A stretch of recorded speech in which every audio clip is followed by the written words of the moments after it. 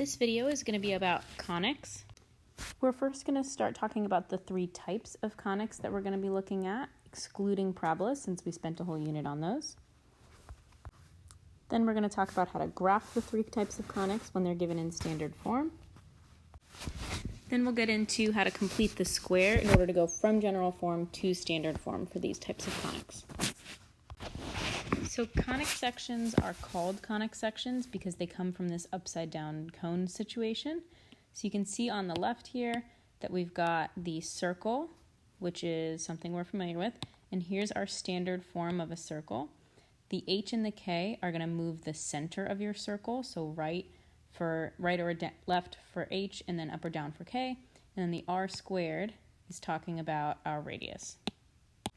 Next is the ellipse, which kind of looks like an oval shape.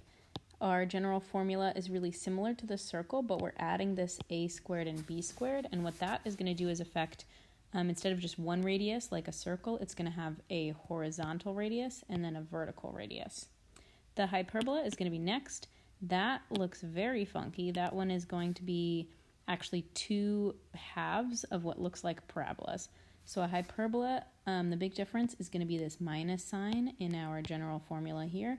So it looks really similar to an ellipse formula, except it's got a minus here while the ellipse has a plus. The last thing is the parabola, which we're not going to spend any time in this video really talking about because we've already spent a whole unit on parabolas. So we're just going to pretend those aren't here for the time being. All right, so we're going to start with this equation here. We should notice that this is going to be a circle. And the way that I can tell that it's a circle is because I have a plus in between my two terms here. So that plus tells us it's a circle. And then we also have it equal to that radius squared. That's a perfect square right there of 9. And even if it wasn't a perfect square, because it's not equal to 1 and there's no fractions with either of these, we know that this is going to be a circle. So for this circle, I know that the center of my circle is going to be positive 2, positive 3. And I'm pulling that from this right movement and then this up movement. So remember, it kind of behaves backwards when you have that h and that k with the x minus h and the y minus k. So center is at 2, 3. And then the radius of this circle is going to be 3 because 9 is a perfect square. It's the square root of that.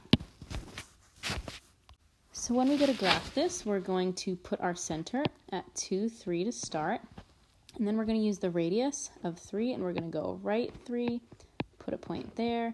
Back from the radius, I'm going to go up 3. From the radius, I'm going left 3, and then down 3. And we're just going to connect those dots in the best possible circle that we can. So we plot the center first, and then we're going to use the radius to make some other points. Left, right, up, and down. And that's how we graph a circle when it's in standard form. This next equation here, I'm going to recognize that this is an ellipse, again because we are adding in between these two terms, but also because it's equal to 1, and then we have the fraction. So that a squared and that b squared is what's going to really tell us that this is the ellipse as well. So to start, we want to find the center. So the center of this ellipse is going to be at 0, negative 1, and I know that because this x squared has no plus or minus, so the h is just 0, and then the y plus 1 is going to behave opposite, so it's at negative 1 there. We also know our horizontal radius is going to be 2 because of the 4 in the denominator, so it's a squared, so that means that 2 squared would be that 4 there. And then our vertical radius is going to be 4, and I'm adding that from the 16 here. So we're going to plot our center first, so that's at 0, negative 1. And I'm going to use the horizontal radius, go left and right 2 from the center. Then I'm going to use the vertical radius to go up and down 4 from the center. And then we're going to connect these dots. And it should look like an oval. That's really what an ellipse is. It's an oval type shape. And that's graphing an ellipse.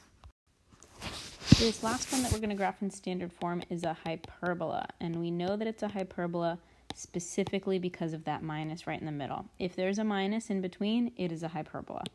Now, this hyperbola is going to be a left-right facing hyperbola as opposed to the up-down type of hyperbola, and that's because the x comes first. So if it had been the y first and then the x first, then it would be that up-down. So because we know that the x comes first, it's going to be a left-right hyperbola. First thing we're going to do is find the center, as always. So the center of this is going to be at -2, +1.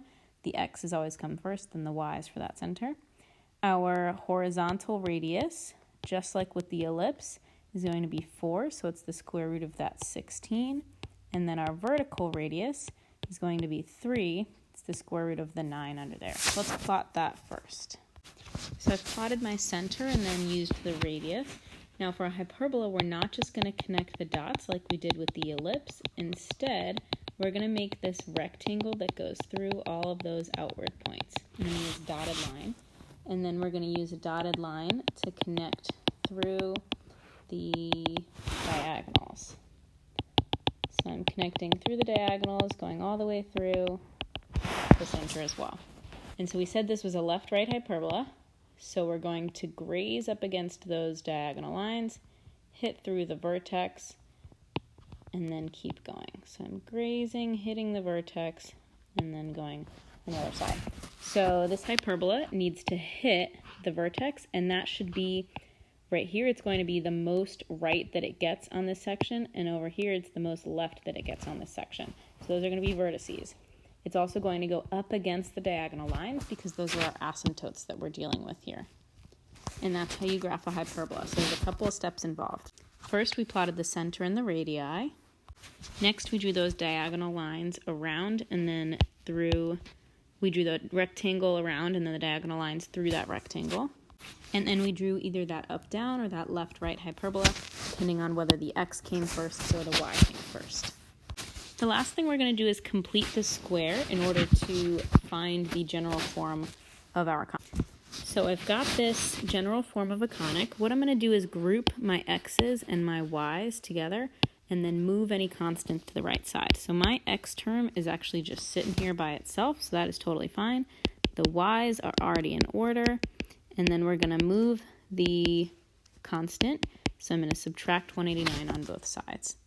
From here, we want to complete the square. So I need to actually factor out any coefficients to any of the squared terms.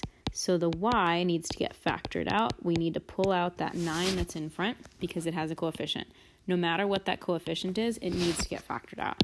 So this 9 gets pulled out, and I had to divide it by that 10 as well, or by that 90 to get 10. The next thing we're going to do is complete the square. So the x terms are done. There's no middle term, so that square is already completed. X squared is a perfect squared. This y squared plus 10y plus blank, though, needs to get completed. And what we're going to have to do is if we fill in something in the blank on the left side of this equation, I'm going to have to fill in something on the right. So the way that we figure this out is we're going to do 10 divided by 2 squared. So that b term over 2 squared. So that's going to give us a 25. And what we're really going to write over here is not just 25 on the right side, but rather 9 times 25 on the right side. All right, so now we're going to tidy up this left side. We got that x squared there. I'm going to factor this big old trinomial. So because we made it that b over 2, that 10 divided by 2, it's going to factor to be y plus 5 squared. And again, we could think what multiplies b25 and adds to b10, and that's going to be 5 and 5. And on the right side, we're going to combine this stuff, add it up. So we got 36 on the right side. Now, in order for it to be in general form, standard form, we need this to be 1 on the right. So we're going to divide every single thing by that 36, so every single term that you see. And then we're going to simplify. So on the left, we'll have x squared over 36. Can't simplify that. In the middle, the 9 and the 36 in the denominator can actually simplify to be 1 over 4, so we're just going to get a 4 there. And then we'll have 36 over 36. And this is now our simplified standard form. And what we could really think about, if we wanted to, is that this is an ellipse, which we'll usually have to do at some point. I know that because we have the a squared and the b squared that are different, and we have that addition there, we could say that the center of this ellipse was at 0, -5. We could talk about the horizontal radius being 6 and the vertical radius being 2, but this is just some information that we could pull from this equation right here.